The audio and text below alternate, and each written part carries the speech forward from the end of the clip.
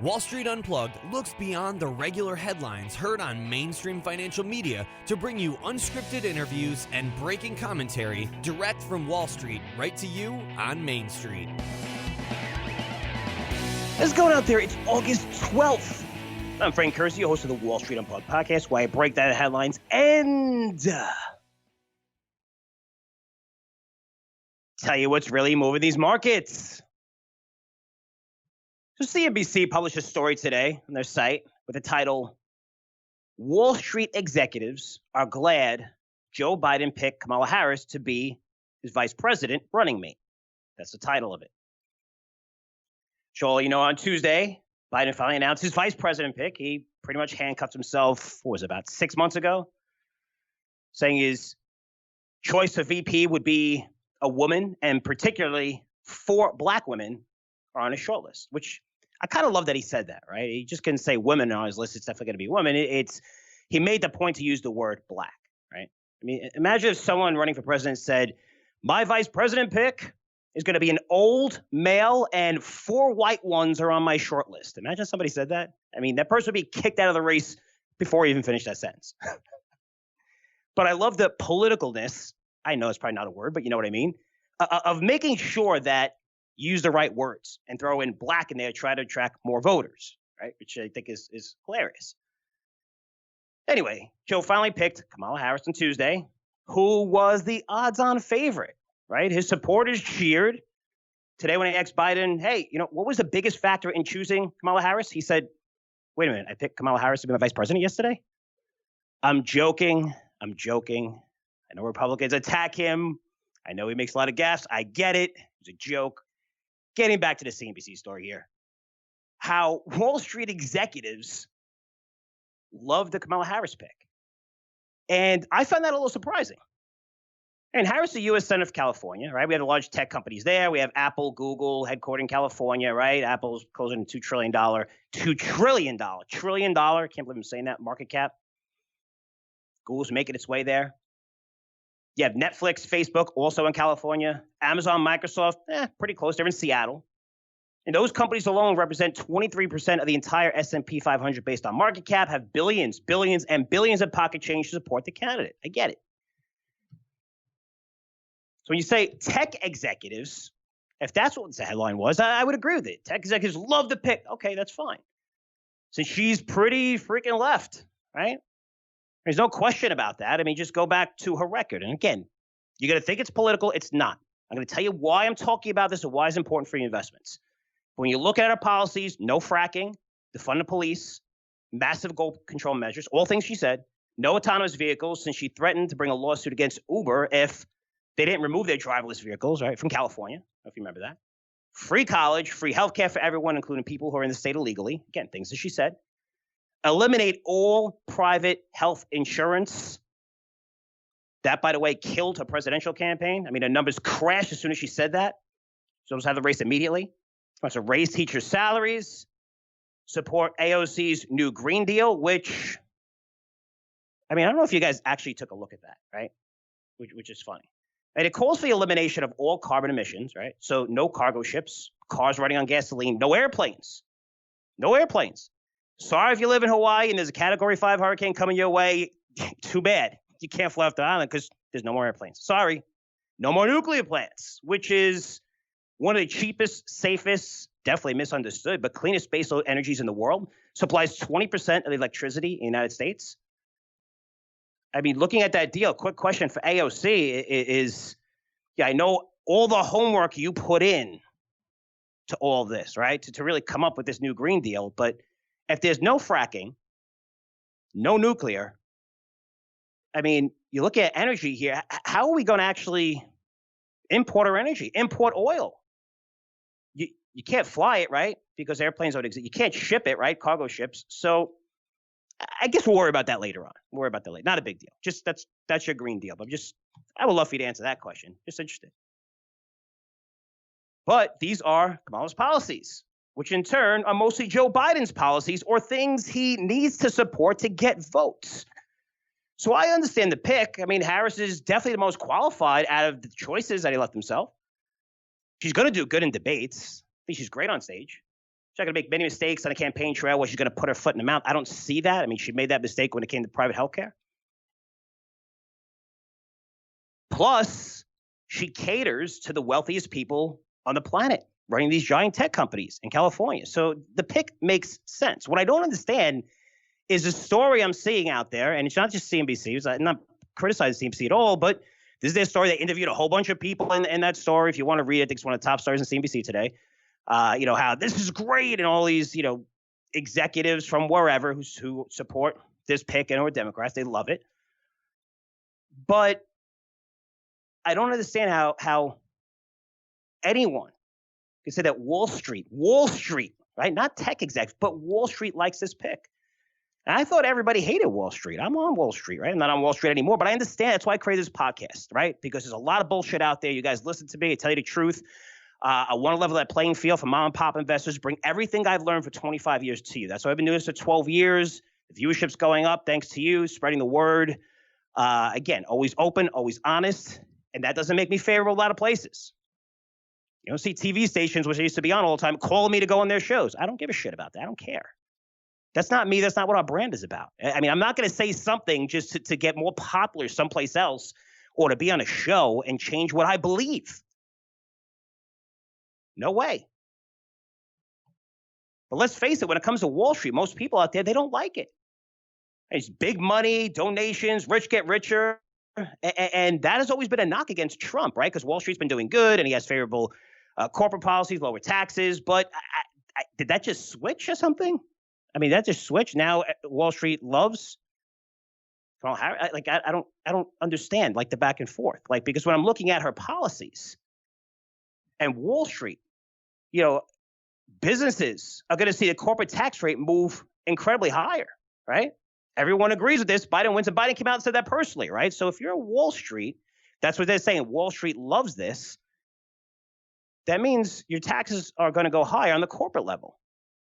And higher taxes, if you're looking at tax when you cut this tax rate, that this money flows into the pocket of business owners. I mean, you could say, well, the stock price could go higher, but you're using that money, at least most businesses should, not all of them do.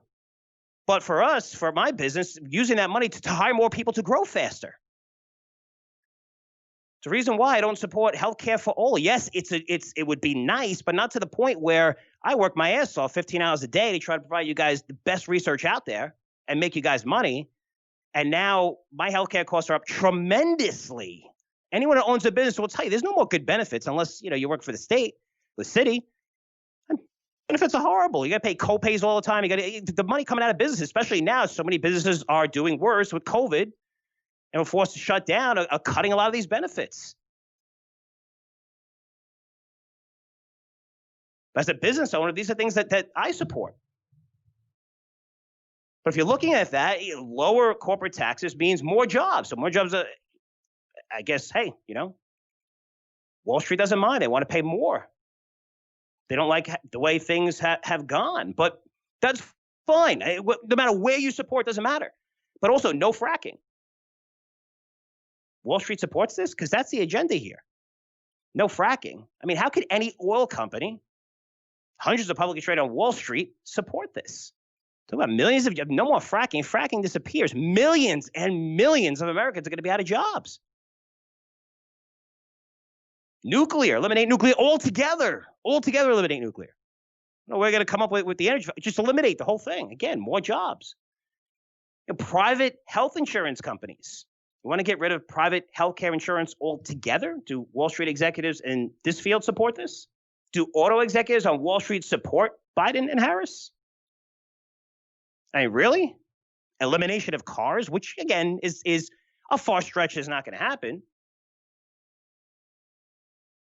And not that Biden's going to adopt the new Green Deal policy, because Kamala likes it. Again, vice president is really a non-issue, to be honest with you. It's a non-issue.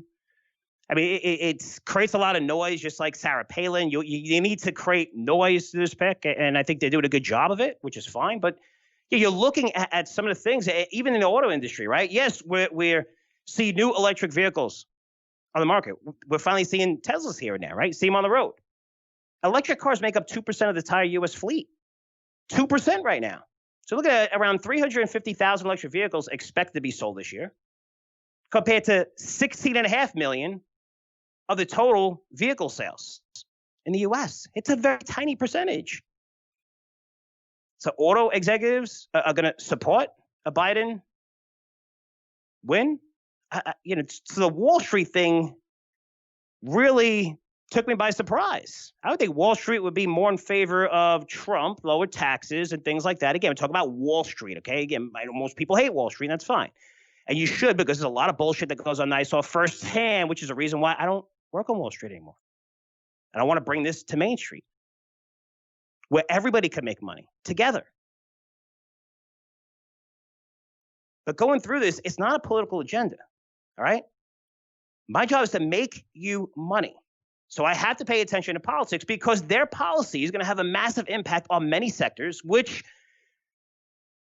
is going to determine whether you're going to make money or not, right? Your portfolio, your allocation. So how as an investor do you position yourself? Because you can't tell me a Trump win is great for Wall Street and now a Biden win, right? Now they has Kamala Harris on the ticket, is also good for Wall Street, which, by the way, is the biggest red flag for any company. As a person who listens to tons of conference calls, thousands, if not tens of thousands over the last 2 decades, listening to these calls, it's the biggest red flag when a company says something like this. If X happens, it's going to be great for us. But if it doesn't, or Y happens, that's also going to be great for us. No, just sell the stock. Okay, you can't tell me something that's going to be significant is going to be great for you no matter what. No, there's got to be something that's good for you and something that's bad for you. No. Maybe it benefits you a little bit, and the decision, if it happens, it benefits you a ton. But it's never like, oh, they're both going to be great for us. No. If a company says that, good luck. Just get out of the stock. It means the CEO's talking shit. But right now, saying that, hey, Trump wins, that's great for Wall Street, right? Because we saw favorable corporate policies, which has benefited Wall Street, and the rich get richer, right? We're not getting political here. And now you tell me Wall Street also is happy about the Kamala pick and supporting it now and supporting Biden, which again, looking at this whole entire thing and put in perspective, it is kind of crazy. Now, when we look at the election, it is going to have a significant impact on your portfolio, especially if the Democrats get a clean sweep of the House, the Senate, and a Biden win, which is projecting the polls right now, which we know all meaningless, right? If we look back at the last election. Because if you look at Democrats, they talk about this a lot. Schumer, Pelosi, across the board. Obama mentioned it about eliminating the filibuster, so they won't need 60 votes in the Senate or bipartisan support to pass their agenda. That's put in place so you don't have times like this where if it's a clean sweep, you only need, 50 in the Senate. You have more than 50 votes in the Senate, and that's all you need to pass your agenda, meaning that party, say if the Democrats win, right, they're going to be able to pass any measure they want. No more guns. Hey, fuck you. No more fracking. Fuck you. No more planes. Fuck you. Could pass anything they want. On both sides, you could say the same thing where if Republicans had a clean sweep, right, and eliminated the filibuster. You need those other votes to put things in perspective. Say, wait a minute, guys, don't be stupid. You can't have everything you want. Yes, you're going to get some things. You deserve it. You won. And what I'm saying is going to have a significant impact on your portfolio. I'm not saying if a Democrats win, your portfolio is going to get slaughtered. It's about positioning yourself in the right sectors. So say if Biden wins, renewable energy is going to soar. Cannabis, heavily supported by Democrats, right? Most conservatives still on the fence. Most healthcare and biotech stocks, especially biotech, REITs, consumer staples. I would buy China-based stocks. I think a lot of what Trump did will get rolled back. European automakers, they're probably going to see lower tariffs, right? Trump, just raising tariffs, no BS, whether you agree with it or not. I'm just talking about probably going to reverse a little bit. It's going to be good for European automakers. Insurance and small to mid-sized banking as laws will be passed, right? More regulation to help these guys, which I kind of think, it's a good thing. And if you look at the banking sector, right, it's the only sector where there's no way if you're small mid-cap that you could become a major. I mean, Facebook, look what Facebook did, right? Whether you like them or not, they became a powerhouse. started from the ground up, became a powerhouse. You look at other industries, right? You could do that in other industries. In finance, based on the laws, how much capital you have to keep, it's impossible. They pick the majors, here they are, too bad. That's what they're going to be for a very, very long time. Again, those laws are put in place. It's crazy. It's like trying to start your own fund right now. If you try to start a fund, the cost to start your fund, you need minimum $150 million under management, unless you're charging 25% fees on profits or hedge fund.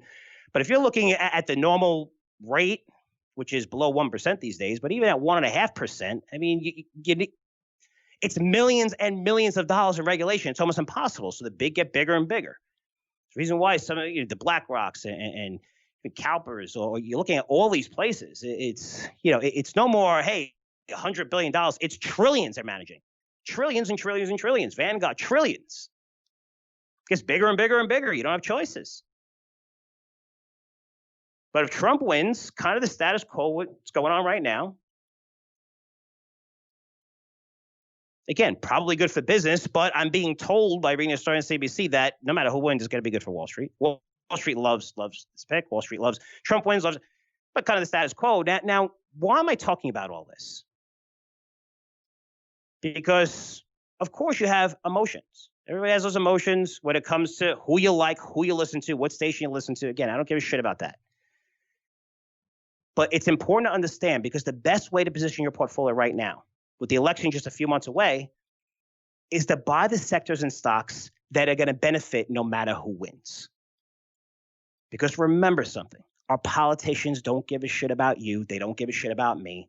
They don't care about Black Lives Matter. They don't care about green energy. They care about votes. They care about power. To the point where Kamala Harris said she believes those women who said that they were sexually assaulted by Biden.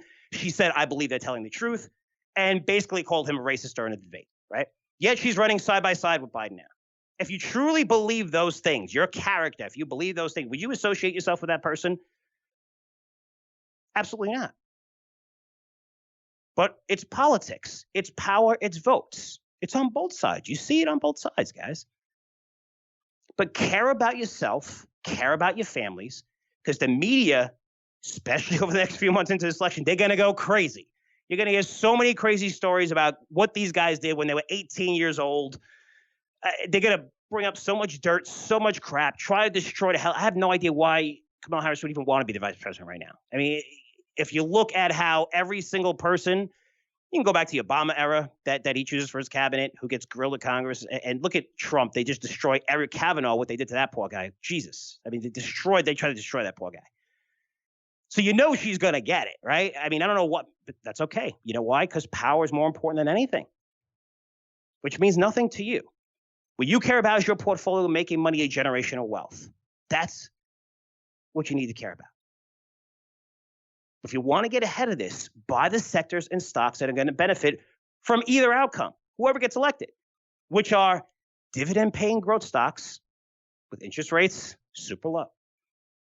I think cannabis is going to benefit no matter what, as well as online gambling, because these states, they're all broke, right? They're all broke. They're going to have to legalize this across the board. They got to find ways to get revenue. Housing, home builders, home retailers are going to continue to soar. Again, low interest rates, mortgage rates, record lows. Most healthcare stocks, especially biotech, both support this industry. And you need to own gold, continue to own gold. And you say, well, Frank, why those sectors? Because no matter who wins, I just said it, every state is broke. Our economy's not going to get back to 100% until at least 2022. Remember when they thought it was going to be 6 months, right? The pandemic, 6 months, we'll get back to normal. We see a quick V-shape. So a V-shape in stocks, the economy not even close.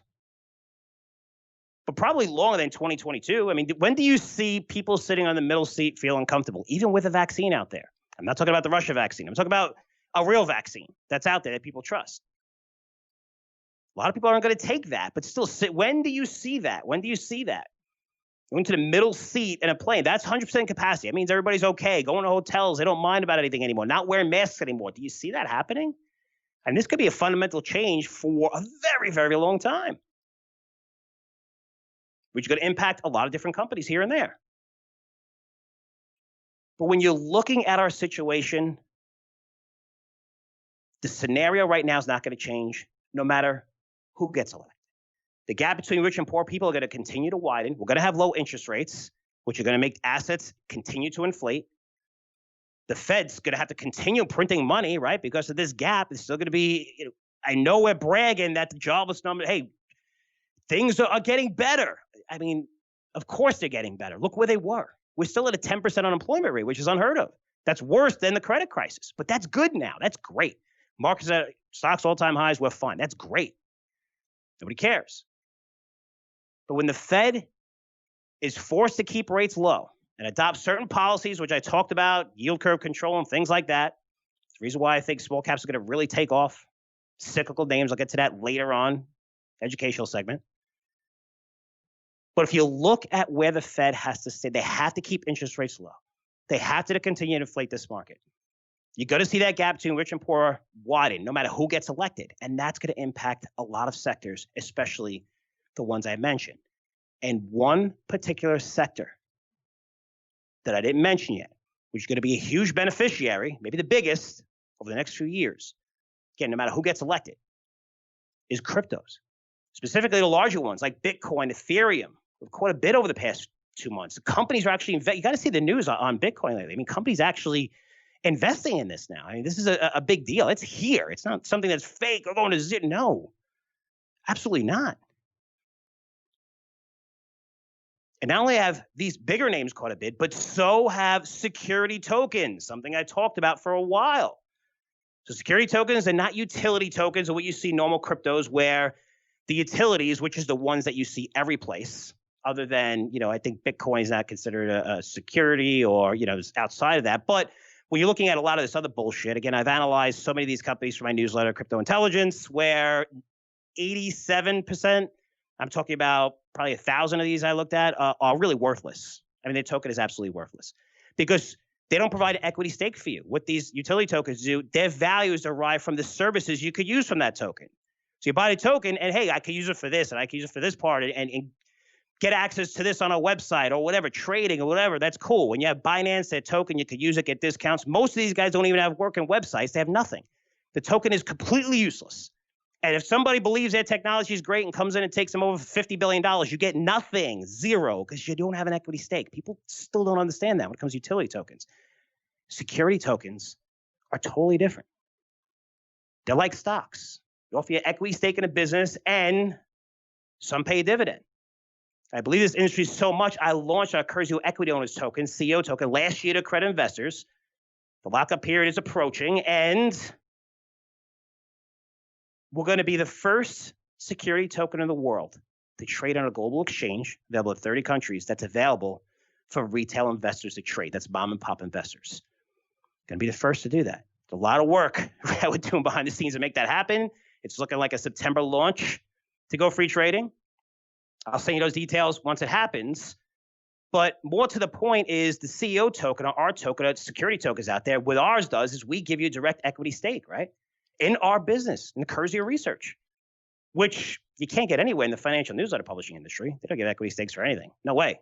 You can generate $300 million in revenue and be responsible for building up these divisions. And no matter what, they're like, F you. Nope, you don't get an extra stake. Sorry. Maybe shadow equity. Learn that term. It's pretty funny. Just the name of it is funny, shadow equity. If you own shadow equity, guys, you should see a lawyer. Seriously, you should see a lawyer. Make sure you get something in writing. That's all I'm saying. But for our token, and we're also paying a 3% dividend. So what are security tokens? It's tokenization, right? The selling off of the price of an asset, usually in a liquid one, like real estate or commercial real estate that mom and pop investors could never own. It could be debt. It could be collectibles. In our case, a small growth company that's now open for the public to buy. The cost to do this were 1/10 of if we decide to go on an exchange. It's better for investors because the lockup period is quicker, where if you invested in a private company, the average payback period, that liquidity event happens 7 to 10 years, where I'm either going to have to get bought out or an IPO. And what do? You're stuck with that. You're sitting in the you're just sitting there doing that. This is 1 year later. You're able to trade it. It makes sense. But the most important thing is, what do you see with IPOs these days? They all come out at crazy valuations. Uber, Facebook, all of them. Wouldn't it be nice if you could be Peter Thiel investing in these things at the very early stages of growth and not where most of the growth has already taken place? When these things come out, billion-dollar valuations? And yes, it's risky, and some companies are going to fail, and most small companies fail, yes. But given this opportunity, the due diligence process to see these companies growing and to get them on certain exchanges, for the opportunity for you to buy these and generate income in a world like our 3% yield is pretty freaking good right now compared to, almost every single company out there, even the ones that do provide yield. But this is the opportunity where you're seeing security tokens, and it took a while for this industry to get going. We're super early to this party, started to gain steam. Then we had COVID, which slowed everything down. But right now, guys, pay attention to this. Okay, the sector is absolutely soaring. Seen a overall market cap continue to hit record highs. It's opened up a huge market for mom and pop investors to truly buy companies like ours during their super early growth phases.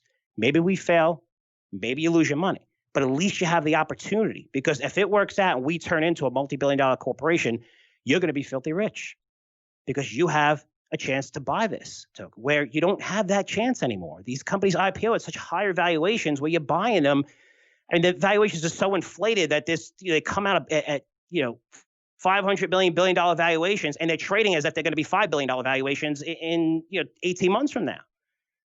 It's a big leap of faith. So an industry, I want you to pay attention. It took a while. It's a lot of fun right now. And that leads us to today's guest, who is Kyle Sonlin. Definitely want to listen to him. Kyle's founding partner of Security Token Group, a company that provides consulting services to anyone looking to launch a security token, taking them through the entire process of launching, the rules behind it, regulation, raising money, providing marketing services. Kyle's one of the smartest people I know in this industry, as well as a partner, Herwig, Konings. I met them personally. I drove down to Palm Beach and we hung out, and just amazing how brilliant these guys are. But Kyle's going to come on. He's going to break down this industry. We're going to have the total market cap. Like I mentioned, that security tokens continues to hit new records every passing week. The key events that have taken place over the past few months that allow this industry to finally start thriving, right? When two of the biggest concerns are now taken care of, where the foundation is built, and you're seeing lots and lots of these security tokens coming back out. They're starting to hit the markets now, which is a lot of fun. But he's also going to break down the industry as a whole and tell you where he thinks it's going to be in 12 months, 3 years, 5 years from now. Really great interview. I'm telling you, please pay attention, because it's something I study to death. I brought this idea to all of the smartest people I know in finance and told them to just, here's my idea, destroy it for me. And all of them had tons of questions for me, and I answered every one of them. They said, holy shit, Frank, this is a freaking good idea. I said, I know. Now it's finally coming to fruition. Again, it's something that's disrupting a market that hasn't been disrupted in a very long time, which is investment banking. And now you're seeing the foundation built. Liquidity is there. Lots of fun. And Kyle's going to break that whole entire sector down. Lots of good stuff to talk about. And later on, my educational segment, I'm going to talk about why most investors do not have a clue about inflation. I know people are going to get pissed when I say that. But the way you think about inflation dictates how you position your portfolio. And a lot of you have been making the wrong choices when it comes to asset allocation based on how you see inflation. I'm going to teach you how to change that, which will help your portfolio generate much, much better returns. Really great segment coming up. But first, let's get to my interview with Kyle Sonlin. Kyle Sonlin, thanks so much for joining us again on Wall Street Unplugged. Frank, it's so great to be back. Thank you so much for having me. Well, what a difference compared to the last time you were on, right? Wall Street Unplugged, because you're one of the most connected people in the security token industry. That's what drew me to you. I want to get to know you and your partner, Herwig Konings, personally. So, drove down to Palm Beach. We had a couple of drinks. We had a really good time. And we were so positive on this market. And this is a little while ago. I would say maybe 2 years ago, close to that. But then 12 months passed, and I think we didn't really see the adoption taking place, at least at the pace I thought. Since security tokens, just to bring everyone in here, just amazing way of small companies to raise cash. We're doing it ourselves with our CEO token. You can have a publicly traded security at 1/10 the cost for investors, and they could trade that token 12 months later. But it was slow to adopt. Then we had COVID. But now this industry is really starting to take off, both in the US and globally. What's changed, and what are you seeing on your end for someone that's very connected in this industry? So what's really changed is just I personally feel that financial adoption of new vehicles and all this innovation just does take a little bit of time. And really what we were looking for in the security token industry was that flagship client, that hallmark opportunity that could really thrust the industry forward and prove to the world that this was a viable option to raise capital, as well as proving all of the infrastructure that we've been developing over the past 3 to 4 years. So with security tokens, you're upgrading a lot of the settlement and clearing processes that a traditional security or stock would have. And so you kind of need to stress test that a little bit. And we hadn't quite had the opportunity to actually test that out in a live market with real, high demand. And what we saw just recently is Overstock. Overstock, which owns T0, the exchange. They're a publicly traded company on NASDAQ, and they actually issued a security token dividend to all of their public shareholders. This was back in May. May 19th was the dividend date. And so they paid out a security token of Overstock shares, the same exact classification as the public shares, except these were on the security token blockchain. And so they were traded on T0 as opposed to being traded on NASDAQ. And so this is the first time we've ever seen something like this happen, which is a fantastic opportunity. But what's really brought it forward is just the institutional interest in this token. We've seen a crazy increase in trading volume, a crazy increase in a lot of the market cap and the prices of these assets since that opportunity. And so that's, I really think, the big tide that's turned so far, Frank, that we've seen over the first half of 2020. Yeah, I mean, there was a time, even during COVID, we saw all these stocks come down. We saw Overstock. I think the price of that stock fell below 3. It's trading close to 100, right? And it was funny because, they were looking to sell Overstock to fund T0 because of the growth that they saw in that business. And no one really wanted to buy it pre-COVID. Now it's driving the company to the point where, it's also filtering down to the T0 platform. But you're seeing, two tokens that trade now on their exchange. But talk about the logistics behind this, because now just recently, I think maybe a month ago, they opened these tokens up. I don't know if it's both of them, the T0 or Overstock. There's 2 tokens on the exchange right now, but they opened them up to retail traders, right? So anyone could go there, open an account and trade these things now, right? I mean, that's a game changer. Yeah, totally. So the retail investor access is definitely something that would be considered the holy grail of security tokens, because the technology itself isn't doing anything that crazy or out of the box, aside from just upgrading a lot of the processes we have. But the problem always was that with a security token in our traditional methods, only accredited investors would be able to invest in that. But T0 has really led the way in terms of defining the operations that allow them to trade that as a retail offering. With Overstock, their security token, it was much easier because it was the same exact share classification as their public offerings. So as long as they're a publicly filed company, this is representation of the equity of that company, they were able to kind of just offer that to retail as well, since they were already publicly reporting for that company. T0 is also an interesting case for their token because they leveraged what's called Rule 144, which is an exemption that also allows them to trade retail investors. And I think that's going to be what you're going to see many of these private companies leveraging in order to be able to get retail investor access. And so T0, again, pioneered the way in terms of making that mainstream and allowing another option for issuers to be able to get that retail investor access without having to file as a public company or do an IPO.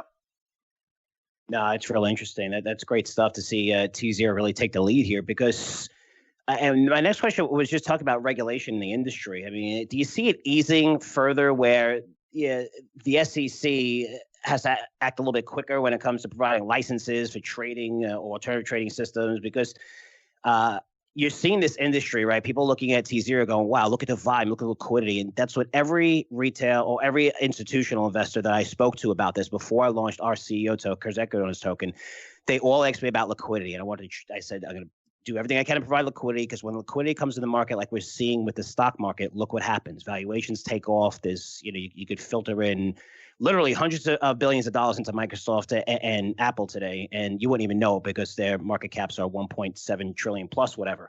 But now you're seeing this, and it's also been booming, right? Which we've seen in many areas of the world. But do you see the regulation front? Because I know you're tied to that. You speak to a lot of lawyers within this industry where they're going to start saying, hey, you know what? Let's start focusing on this. Let's push it through because it is good for the investors. It's save costs for companies. To me, when I looked at this and created our token, it just made sense on every single level. But yet, I just feel like the SEC still drags its feet with some companies. Absolutely. I think that the regulation is definitely easing. The regulation moves slowly. And unfortunately, we just have to accept the fact that regulation can take years for things to change. And that's intentional. I mean, we look at most of the regulations we use to trade stocks and any kind of security were determined in the 1930s during the Securities Act. So most of the framework that we use today is still based off of the laws and rules that were written 70, 80, 90 years ago. And so we just have to use that frame of reference when looking at security tokens and see the fact that at least in 2020, as you've correctly pointed out, we've seen a significant, I think, lesser scrutiny from the SEC and regulators on not only these offerings, but the infrastructure itself. When you're looking at the offerings, they have clearly defined the fundraising exemptions. And so they are looking to expand those a little bit. They've taken comments from my firm as well as from many others in the industry in terms of how they can change those or make those more accepting for issuers in the US.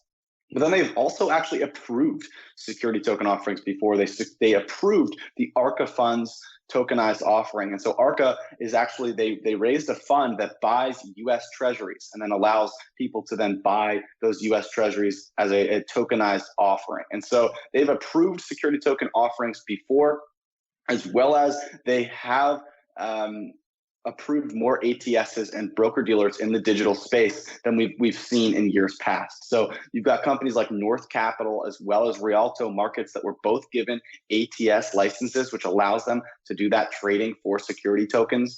And so both were given that license, and both do have an interest and a focus on digital securities, security tokens. And so they've used some of that terminology. They've made it more understanding of that's the direction they're heading. And then from broker dealers, we see the same thing with Watchdog Capital and many others that have just been approved that are all focused on the digital world and transforming our traditional securities markets. And it seems like the SEC is interested in working with those firms to help the US stay at the cutting edge of the financial markets, to stay innovative. But I think that their main focus is making sure that it can be in a regulated environment, that they know how to enforce it, and that it can scale properly without exposing investors to fraud. Now, we're seeing a move here in Bitcoin, Ethereum, many crypto surging right now. Do you think this is also going to fuel the security token market? Remember, guys, security tokens are not utility tokens. Utility tokens, they don't offer you an equity stake. The value is derived from basically the services that you could use for the token, which I've researched about 80% of the industry they have no services or use for the token. With security tokens like ours, even the CEO token, you get equity stake in our business. Fast-growing publisher media company, early stages, and we're also paying a quarterly dividend, but it's backed by assets. Two totally different things. But to me, I feel like I'm getting a lot more calls now that we're seeing, Bitcoin push to 12,000 and Ethereum go higher, and a lot has to do with the Fed spending. I don't want to get too technical here, but do you think that's also fueling this market, or is it just totally different? Absolutely. I think that there's a lot of ways to look at it. The first one is that as Bitcoin and Ethereum and some of these cryptos rise, you get a lot of these investors that are invested in cryptos that are naturally a little bit more risk tolerant than what you'd see from the traditional markets. And so as these investors make money and have returns, they're going to be looking for new opportunities to realize these same returns. And when you look at even a company like Overstock, the Overstock digital dividend was trading at $7.50 just 10 weeks ago. And in that 10-week span, it's up 11 times. It's up to over $75 a share. So the returns on these things are just as effective as these cryptos, except you actually have legal ownership. We see the stock market going crazy. We see a lot of these things. And I think that on top of all of that, it's also confirmed by a lot of the high-profile security token offerings that have completed their fundraise. The Republic Note is a great example. Republic is a crowdfunding platform that helps companies raise capital, and they take a little piece of equity from each business that raises money on their platform. And so Republic just launched their Republic Note, which is a security token offering representing all 200 plus companies that they have equity in. And as those companies get liquidity, that cash flow is then disseminated back to investors. And they raised a full $11 million, which was 3 million oversubscribed. They were aiming for 8. They raised 11 based off of so much interest in just 1 month. Totally sold that one out. You get this video game company called Infinite Fleet, led by a profound Bitcoin developer and community member, who they just completed their full raise for launching their video game, which is going to use crypto inside of the game to manage a lot of the transactions and things that you own in there. And so we're seeing a lot of successful offerings being raised from these smaller businesses that don't necessarily have the opportunity to raise this capital. And then from the investor side, moving forward, why would not an investor want in a security token offering instead of paper shares? Because now with a security token offering, there is a clear path to liquidity, there's a clear path to the exchange, and if you're an investor, there's no downside to you being able to sell that offering if you'd like, or creating any of these awesome, staking methods that we're seeing in DeFi that could also translate into the security token space. And also, even for the issuers, right, the companies, I mean, the cost is so much less than going through traditional banking and investment banking, which could be easy 10x or more expensive. So, and now you're seeing more come to the market. You mentioned some good ones, but are you seeing, and this is one of the things that I feared, because I did see some of this early on. I'm not too sure if you're seeing, because you're really engulfed in this industry. We can get to your company, Security Token Group, in a second.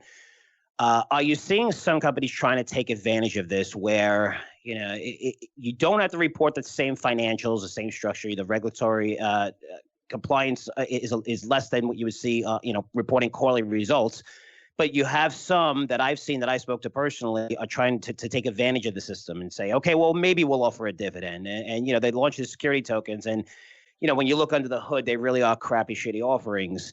Are you seeing that a little bit? Because that's the only thing that scares me, where this is really a good vehicle. It's there for the taking. You're going to see it's starting to get, huge publicity, especially through T0 in America. It's growing globally. But what really killed crypto, too, was just so many people and so many bad players right in there. I just don't want to see us with this industry. I'm curious if you're seeing that. Are you turning away business, or are you seeing more legit companies say, hey, this is the route we want to go?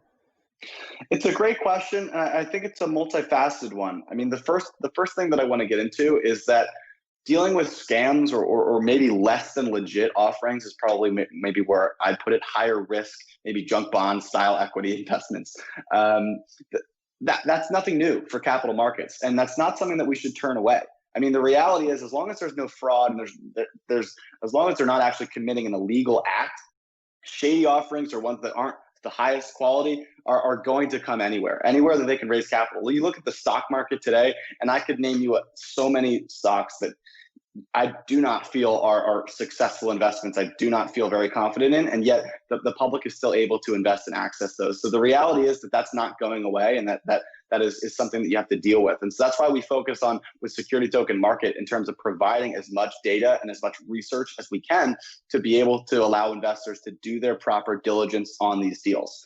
But that's the beauty of a security token. If you want to potentially offer a dividend, that's okay. You don't need to offer it in a structured way. You look back at the Republic note, they're going to be offering irregular dividends. Whenever one of their companies goes IPO or gets acquired, they will just automatically distribute that out to their investors. So you could get 3 dividend payments 1 week, and you could get none for a month. And that's just how it works based off those companies. So those are regular dividend schedules or whatever, or something that can be considered a feature or not based off of that specific company. So as you're investing, as you're looking at these offerings, I think the key is going to be finding companies that pay a lot of attention towards investor relations. They pay a lot of attention towards disclosures. They don't necessarily have to, but those are value adds that provide a lot more security in your investment as an investor, right? So if the company is much more communicative, you know who the founding team is, you know that they're dedicated to the cause, they're constantly putting out their marketing materials, they're constantly giving updates on the firm, you're going to feel a lot more confident about investing in that company versus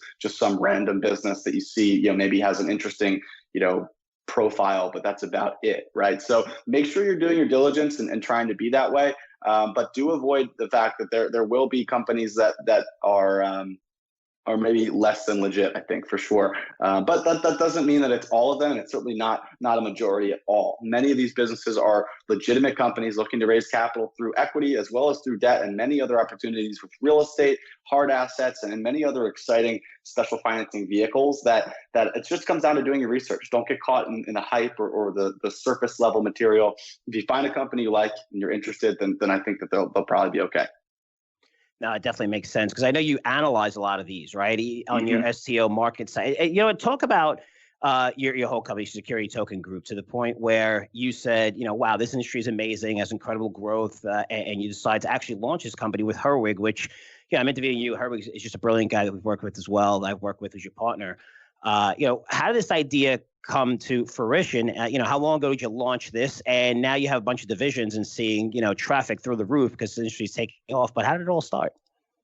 It's a great question. My background is actually in wealth management in equities. So I come from a more traditional background of investing in public stocks and wealth management. So my whole background was about investment opportunities. And so as I continued to expand, my niche began forming around tech as stocks and a lot of these early tech IPOs.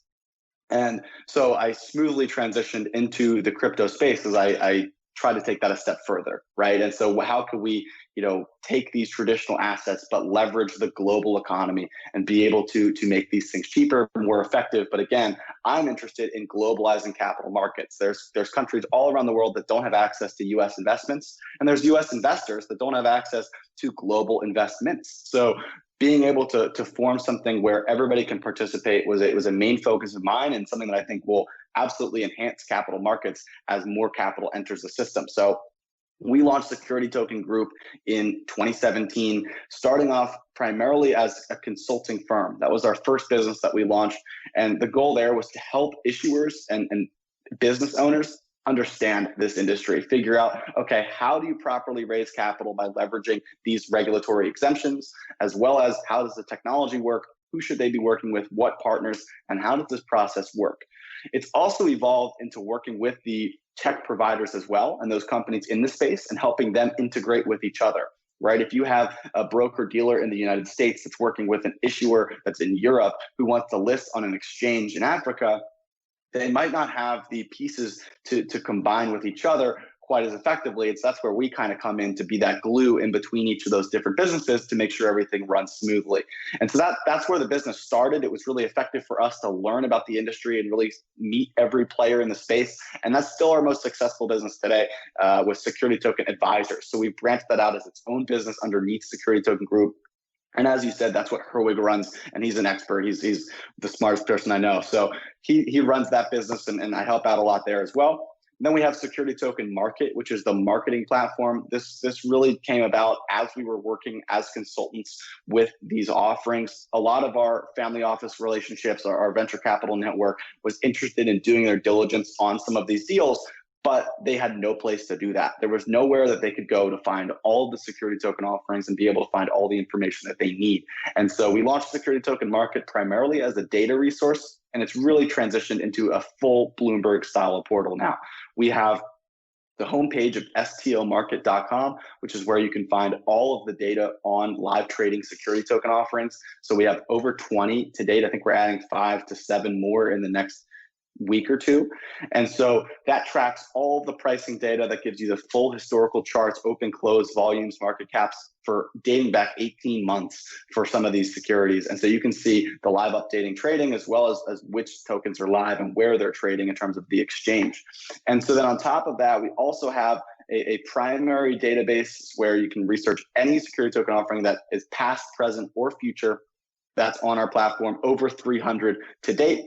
And then finally, we have a lot of market reports as well as media content. And so that's where we kind of made that pivot. We have the Bloomberg terminal with all the data connecting with every exchange around the world. And we also have the media content. So we post market reports that do diligence on these offerings, give detailed backgrounds into what is going on in the secondary markets, as well as featuring guest content, interviews, and many things from many of the other industry players in the space. So we've built a really strong media brand as well. And then finally, we have the podcast that we also do weekly, where we cover all of the institutional news in the space. We cover the market trading, and then we do a main topic segment where we really dive deep into the mechanics of a security token for investors so that they can better understand what they're actually hearing about and what they see online.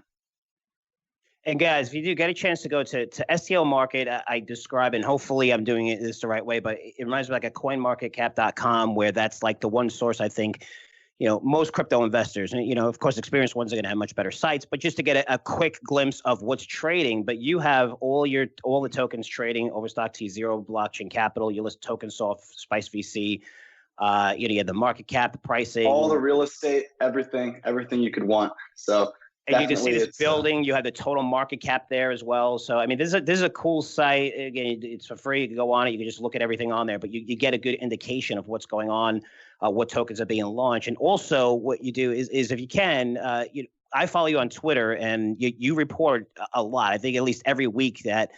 Now you do a great job with your Security Token Show, the podcast, but you report on Twitter just the statistics of how the market cap of the industry and what's going on. A lot of times I forward that stuff just to my followers. But cool. Why don't you also talk about where they can find the information in your handle for Twitter? Absolutely. You can follow me specifically at Kyle Sonlin, KYLESONLIN, but follow STO Market. That's really where you're going to find all the info. STO Market on Twitter. And so we post, as Frank said, we post a lot of content as well as a lot of short form stuff. You can also add us on LinkedIn, reach out via LinkedIn as well if that's more your style. So reach out anywhere, and you're going to see the developments in the security token space. Don't be left behind. Now let's get to a few final questions here. What trends in the industry? You talked about a lot, real estate and debt offerings and stuff, but what has you most excited that you've seen? I mean, I see the Aspen token that's going to be traded. So I like the fact that you're going to see other tokens outside of the T0 tokens, the overstock token trading on that platform, which is kind of like opening up that door for a lot of tokens to trade on this. So, what are some of the trends that has you excited right now, other than, yes, we're seeing liquidity in the market, but is it like a special type of token that people are creating? Is it more real estate? Because we know that people who have a liquid assets focus on this market, because it gives you an opportunity. What this is, guys, is tokenization, selling off a piece of your asset to investors. So you could own commercial real estate for the first time. You could own, collectibles for the first time, or a piece of it, a share of it, and they trade like a stock, just like a stock does. But what are some of the maybe trends or things that you're seeing that has you really excited, things that you haven't mentioned yet? Absolutely. So, I mean, in terms of what we see on the live market, I'm excited about the idea of businesses being able to raise capital more effectively. So with equities, these businesses that didn't traditionally have capital sources or availability to raise that money are now able to get capital for their businesses, whether that's through a line of credit and a debt offering, which are popping up. We see platforms that are trying to create collateralized lending for equities and things like that, or just doing a straight equity fundraise, but allowing for a more easy process that's cheaper and more effective. And then again, from an investor perspective, any investor would love to have more liquid markets to be able to trade on the secondary markets. But I think you hit the nail on the head. Real estate as well is also incredibly exciting. This is one of the most illiquid assets in the world. We're talking about trillions and trillions of dollars just in the US alone. And we've seen live security tokens that are thriving in the real estate market. The way that it works is that you have a property that you're renting out, a second property or whatever. You can actually put that in a business and then sell off 30% of it. And so investors can get access into a dividend paying real estate property. You can recapitalize on the funds that you initially put up for or pay off whatever you need to do, and everybody's happy. These real estate properties are, in the market cap of somewhere from, 5 to 600,000 all the way down to under 100,000 in terms of the property value. And they sell 20, 30% or more of the offering. And then the investor gets double-digit dividends that are paid daily into their bank account. So the minute that you invest, the next day, you're already getting rental income that's paid directly back to you in the double-digit returns. And then you also own that fraction of the house, so you'll see your equity appreciation in the home increase as well. So we just saw 9943 Marlowe Street, which was issued by Realty. That was the first piece of real estate, or the first rental home that actually got tokenized and was listed on secondary markets. It's now been live for 12 months, so we can go back and calculate the full return. And what we see on this 9943 Marlowe Street, over 12 months of trading, it returned investors 20.29% in both dividends and equity appreciation across the first 12 months. So in terms of being an invest in a real estate property that's got a much more stable value than what you see in an equity in a tech company or something like that, that can still return you over 20% from the market is just absolutely fantastic and very, very exciting as these things continue to expand. No, it's definitely true. And let me ask you this too. We'll end on this question.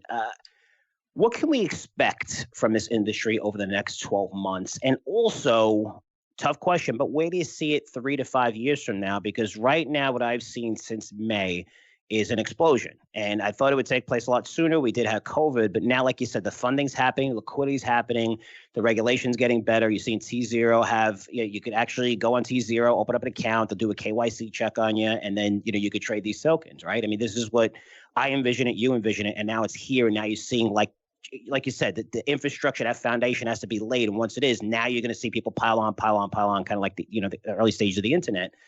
But what are some of the things that you could expect from this industry, or you expect to happen in this industry over the next 12 months, and also go a little further out to 3 to 5 years? These are fun questions. Let's start with 12 months, as you said. In 12 months, I think it's very clear that we're going to have international assets. So if you go on stomarket.com right now, you can see that most of these offerings are US based. We have a few that are international, including a couple international equities, but 18 out of 20 so far are all US based companies or real estate or properties that are being tokenized. And so we know that there are billions of dollars of tokenized assets in Europe, but they're still dealing with some of the secondary market regulations as well to be able to list these things live to investors around the world. So I think in 12 months, you're going to not only see international assets, but you're going to see billions and billions of dollars of real estate, of equities, of funds, of debt products from all around the world. I think the US will continue to be the leader in this capital market, because it's a much more robust financial system and there's a clearer path for an issuer to be able to raise significant amounts of money. But I think that internationally, you're going to really see an uptick in secondary traded assets. And for the first time, US investors will have full ease of access into investing anywhere around the world in companies, businesses, real estate, anything around the world. And I think that's absolutely game changing. So in 12 months, I really think that there's going to be this international focus where everywhere around the world is going to be able to invest, whether it's international investors buying into US based equities, debt, real estate, and things like that, or again, the other way around. So it's kind of making that global interoperable financial system that I really think is exciting, not only just because it lowers the standard of who can invest and it allows for more participation, but think about it as an equity holder. The supply doesn't change, and now you're just adding much more capital into the system, which then results in a capital appreciation for all of the assets that you own, because now there's a much more demand from the external world. So I think that for investors, everybody's going to be very happy about international access. And then again, those international investors will be very happy to be able to finally participate in the US markets. So for 12 months, I think that's my prediction. If we're going to go further than that, it does make it more difficult for me to be specific in terms of exactly what I see, but I can certainly tell you that I definitely predict that in 3 to 5 years, we will see NASDAQ acquire a security token exchange and begin to trade security tokens. I think that there's without a doubt, they cannot leave all this opportunity on the table. We saw them do the same thing in the tech bubble in the 2000s. I think the New York Stock Exchange and NASDAQ acquired 12 different exchanges in that time period that were trading tech stocks that NASDAQ and NYSE were not properly equipped for. And so I think you're going to see the same exact thing here, where there's going to be a consolidation of exchanges, certainly here in the US, but I could see the ICE International Exchange Group actually making some international plays there as well. So I think that you're going to see a consolidation of exchanges, and some of the traditional secondary markets are totally going to enter into this space. And then again, if they enter the space, you're going to see some of these investment banks offering these services as well. So I think 3 to 5 years, you're going to see a bigger shift from the traditional financial market to embrace security tokens, because they're going to blink, and in 12 months, there's going to be billions and billions of dollars listed on these exchanges, and they don't want to miss out on that. Yeah, and just for the early stages, what I'm hearing on my end too, like you said, the NASDAQ, remember those requirements are still pretty high, right? A lot of these security tokens, outside of maybe the overstock token, I don't even know if the T0 would, based on the qualifications, would trade on NASDAQ. But I know that the over-the-counter market is really digging into this, looking to trade token. I know this personally, so that they're looking to trade security tokens through that avenue, right? Because these are going to be early-stage companies, right? So I'm hearing that already from really good sources. So that hopefully doesn't take as long as 5 years. But I think you're right. I think you will. If this trend continues, you're going to see consolidation. You're going to see the big guys really get into it. But again, it takes a while. Now we finally have the liquidity part. We're seeing these tokens launch. We're seeing more money come into the market. I mean, the foundation's built, so really fun times right now. So hopefully these things keep rolling. And look, I want to say, listen, answered all my questions. We dug in deep. I love having you on. You're one of the early adopters to this industry. You've helped our company tremendously. Again, we were looking for people that we could trust, that could help us out. And I think we all have that system now. We all have our players that we have that we trust. And now just to see where the industry is now, it's really, really cool. So I know you're busy now. Things are really great for your company. And I appreciate you taking the time to come on, Kyle.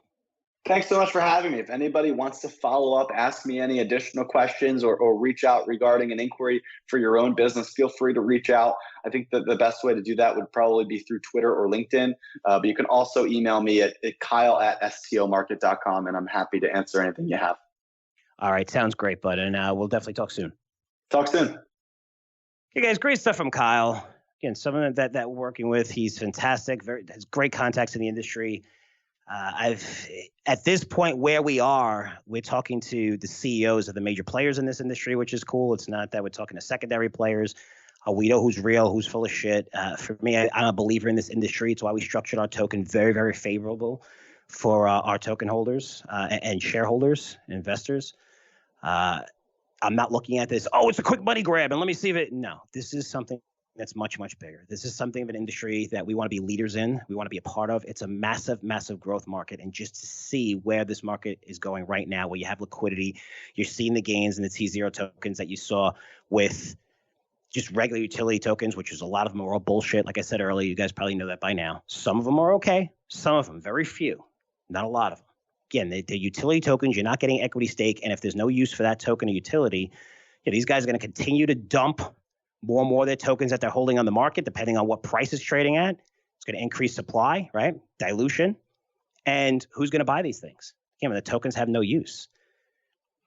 Maybe some of them are going up now because you're seeing a whole bid behind this industry.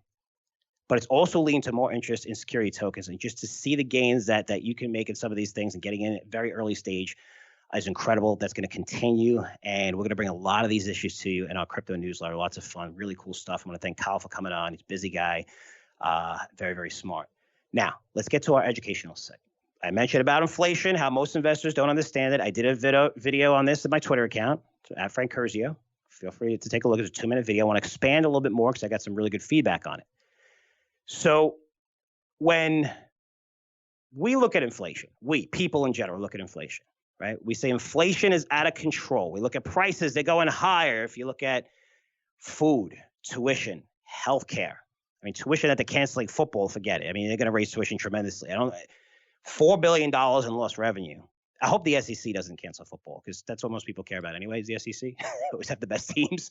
I know everybody else said Big Ten's going to be pissed, but still the Big 12 didn't cancel yet either. Hopefully they get a college football season going because the statistics support that if you're in really, really good shape, even if you get COVID, it's barely like the flu, right? That's statistics support. Hopefully they can get out there and do it because, it's just going to be good for the country, good for them. It's awesome, right?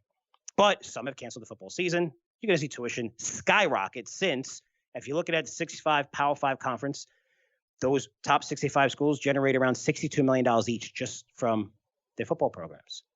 That's gone. I don't know how you're going to pay the teachers.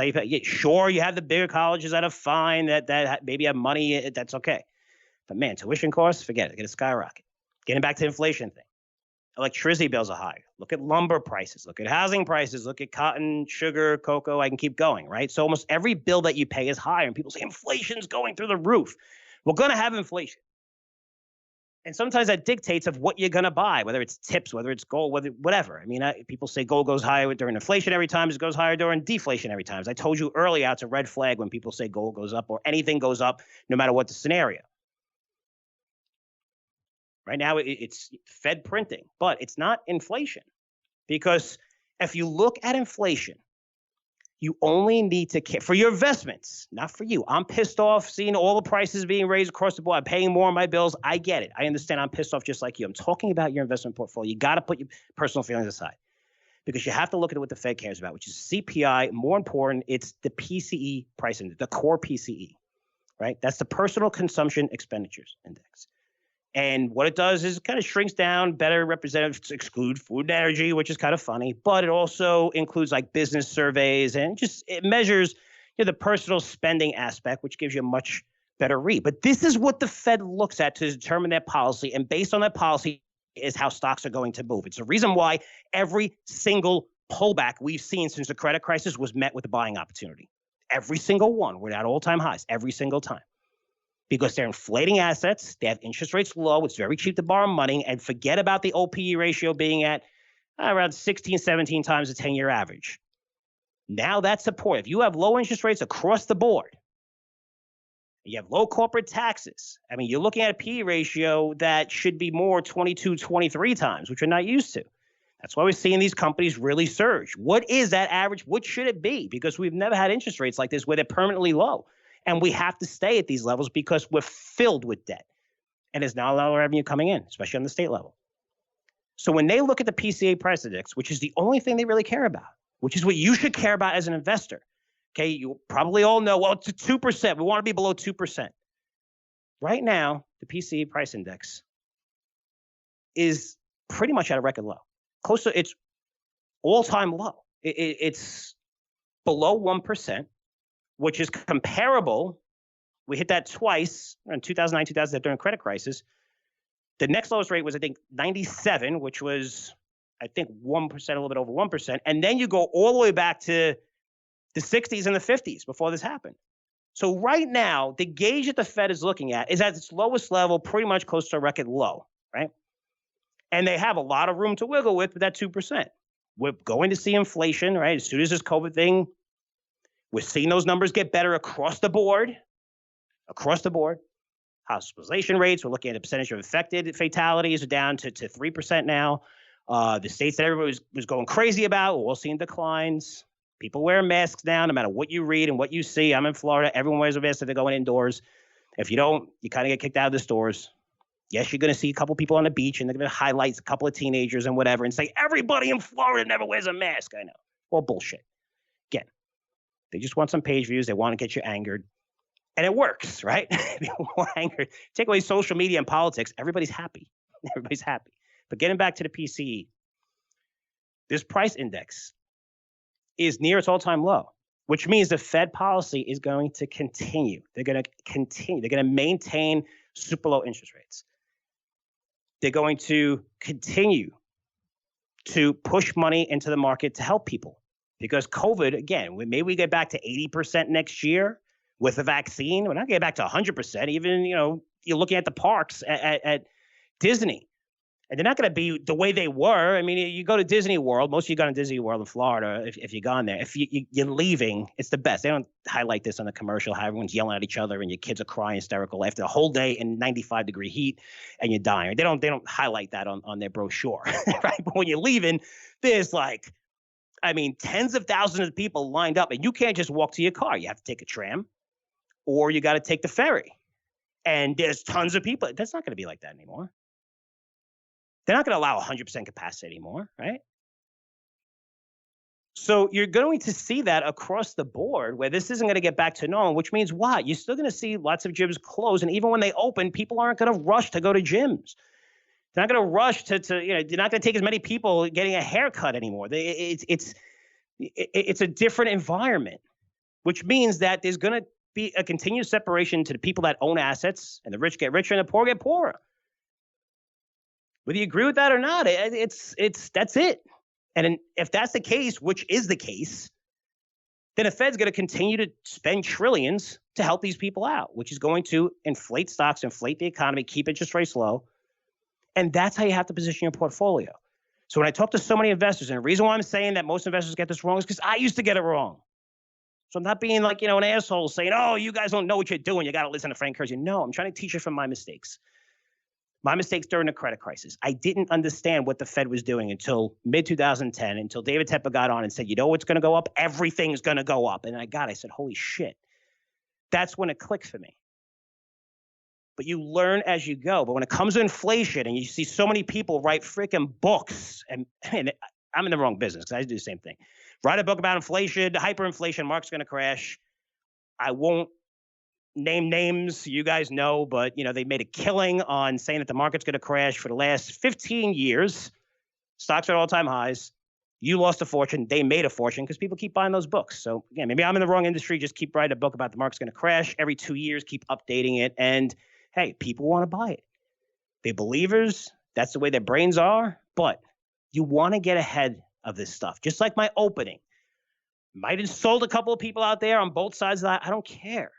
You need to understand who's going to benefit, who's not, how to position your portfolios, because you need to care about yourself. You need to care about your families. And don't worry about all the bullshit flip-flopping and people. Again, they're looking for power, they're looking for votes. They don't care about you. They don't care about your agenda. They don't care about anything. We know that. I mean, we know that in today's world, where social media tracks every single thing they say. You can go back on YouTube and watch what every politician said over the past 10 years and see how much flip-flopping, okay? They're going to do what's in the best interest of themselves, including all of them kneeling down, putting cloths on them to celebrate, celebrate George Floyd's. That's what the colors that they wore. They celebrated it, right? That's what colors represented, by the way, because they didn't know better. They just said, oh, let's do this. Everybody take a camera. Make sure you see all the politicians kneeling at the same time. Give me a fucking break. Give me a break. That's how bad you want votes. At least get the color right. Anyway, a little bit of a rant there. Getting back to inflation here, guys, very important to understand this. What the Fed is looking at is all you need to care about. If you hate it, you inflation, you hold up a sign. I say it all the time. You could protest.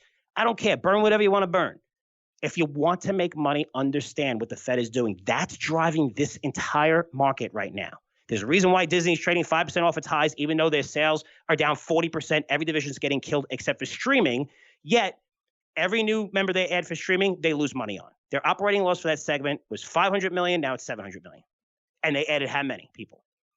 Doesn't matter because the Fed's there. And you have to understand that. You have to go with the times. If you do, your portfolios are going to be perfect.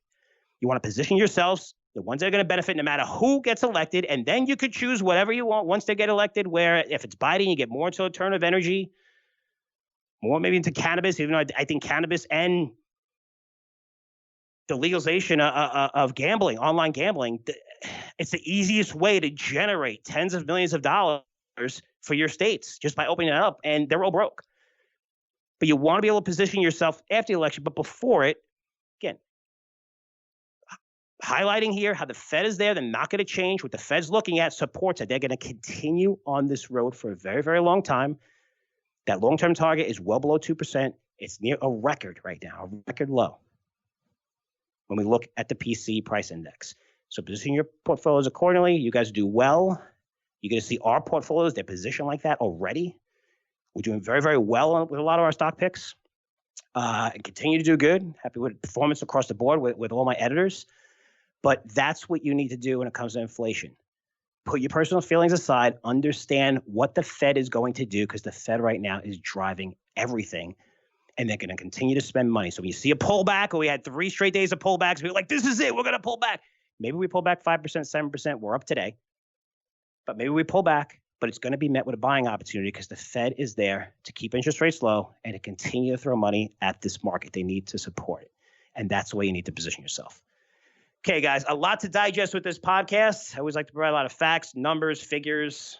Again, I always, these days, insult people, but not on purpose, but everybody's, I just love it. Everybody's offended these days. Everyone's so sensitive these days, right? I remember when you said something stupid when you went to the park, you got punched in the face. Next day, you didn't say anything stupid anymore. Now everybody's offended. I'm never going to buy anything from you anymore.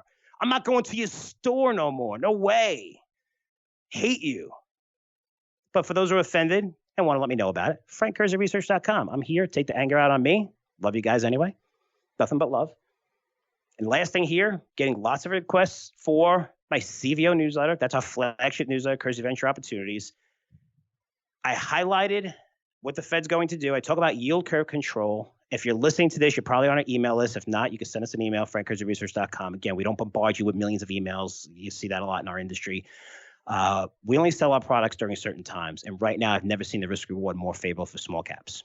Are they risky? Yes, they're risky. But if you put a stop loss on them, you could see some of the gains that are going out there, 300, 400, 500%. And if you're putting a 35% stop and limiting your risk, those gains are incredible. And with the Fed inflating the market, keeping interest rates low, and about to pass this policy, a policy that initiated one time in the history of America 80 years ago, they're going to do it again, probably at the September meeting.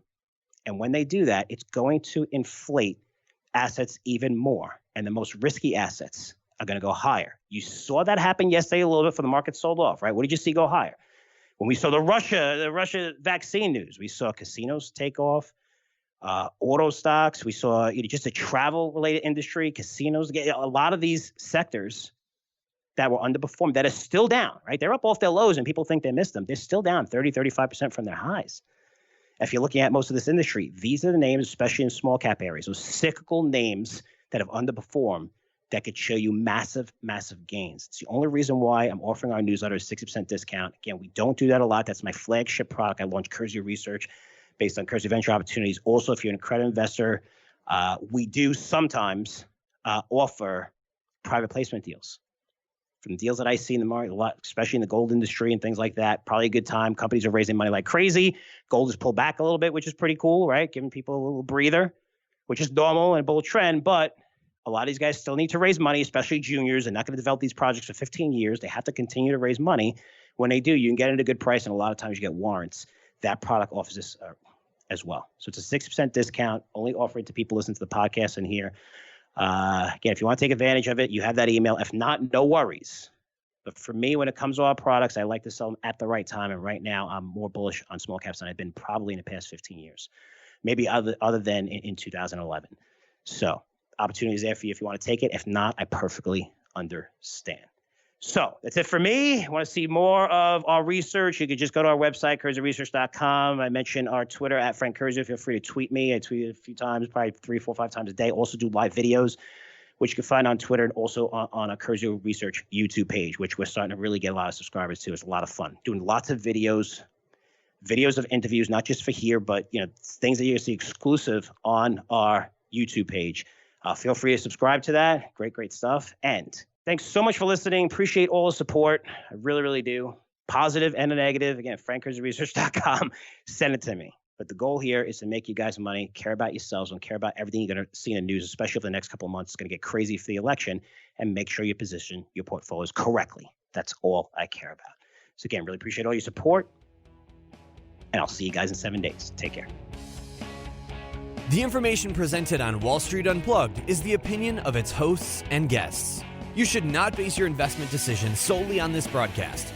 Remember, it's your money and your responsibility. Wall Street Unplugged, produced by the Choose Yourself Podcast Network, the leader in podcasts produced to help you choose yourself.